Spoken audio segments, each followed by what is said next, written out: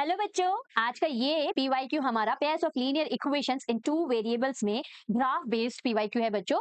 देखो क्वेश्चन में क्या दिया है, in the given figure graphs of two linear equations are shown. तो नीचे फिगर जो दिया है उसमें दो लीनियर इक्वेशन का ग्राफ दिया है।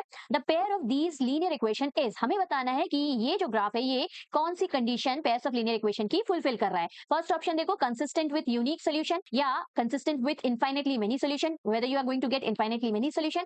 इनकंसिस्टेंट है या inconsistent but can be made consistent by extending these lines. तो डी वाला ऑप्शन बच्चों कई बच्चों को सबसे ज्यादा कंफ्यूज करता है। लेकिन आप एक बात याद रखना बच्चों, पेयर्स ऑफ लीनियर इक्वेशन को ग्राफिकली सॉल्व करने का हमारे पास सिर्फ और सिर्फ तीन मेथड है। एक तो ये हो गया बच्चों कि यदि ये हमारी दोनों लाइंस यदि इस तरह से इंटरसेक्टिंग एट अ पॉइंट है, एक लाइन इस तरह से गई, एक तरफ लाइन इस तरह से गई, ये जो हमें सोल्यूशन मिल रहा है ये इंटरसेक्टिंग एट अ पॉइंट का सोल्यूशन है। ये सोल्यूशन जो होता है ये हमारा बच्चों यूनिक सोल्यूशन बताता है। ओके, नेक्स्ट जो हमारा दूसरा कंडीशन है उसमें हमारे जो दो ग्राफ है, दो लाइंस जो जाएंगे ग्राफ के, वो कुछ इस तरह से जाएंगे बच्चों कि दोनों लाइंस एक दूसरे के पैरेलल है। दोनों लाइन जब एक दूसरे के पैरेलल है तो आप खुद सोचो कि क्या आपको कोई इंटरसेक्टिंग पॉइंट मिल रहा है? नहीं मिल रहा। और जब इंटरसेक्टिंग नहीं पॉइंट मिलता है तो ये हमारा नो सोल्यूशन होता है, नो सोल्यूशन। ठीक, और थर्ड कंडीशन जो बताता है हमें, वो दो जो लाइन जाती हैं वो किस तरह से जाती है, कोइंसाइड करती हुई जाती है बच्चों, एक के ऊपर दूसरी लाइन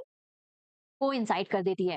तो कुछ इस तरह से हमें दूसरी वाली लाइन इस लाइन के ऊपर मिलेगी। तो देखो there are infinitely many solution. इस कंडीशन में क्या हो जाएगा, we are going to get infinite solution. Okay, तो यहाँ पे ये जो यूनिक सोल्यूशन होता है ये कंसिस्टेंट होता है और इनफाइनाइट सोल्यूशन ये कंसिस्टेंट होते हैं। ये दोनों कंसिस्टेंट सोल्यूशन कहलाते हैं और नो सोल्यूशन वाला हमारा इनकंसिस्टेंट सोल्यूशन कहलाता है। ओके, तो यहाँ पे आप देखो ये ऑब्वियसली दोनों लाइन को यदि आप एक्सटेंड करोगे तो they are going to intersect at a point, है ना। तो सोल्यूशन कौन सा है, हमारा यूनिक सोल्यूशन है।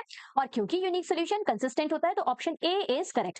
बस डी को लेके कंफ्यूज बिल्कुल नहीं होना है बच्चों, हमारे पास ग्राफिकल सोल्यूशन में तीन ही कंडीशन है। अब ये नहीं है कि यहाँ इंटरसेक्ट नहीं हुई है तो हम इसको क्या कर सकते हैं कि बाद में इंटरसेक्ट करके यूनिक बना सकते हैं, नहीं।